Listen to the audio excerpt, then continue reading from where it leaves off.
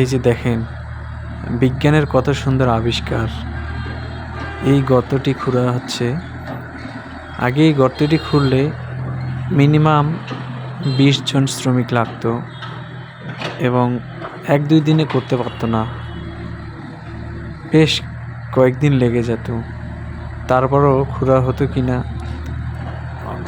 বলা মুশকিল। আর অথচ এই ভেকু গাড়িটি দিয়ে মাত্র কয়েক ঘন্টায়, বলা যায় 8 থেকে 9 ঘন্টার মধ্যে এটি শেষ করে দিছে। কত বড় গর্ত! আসলে বিজ্ঞানের তুলনা অতুলনীয়।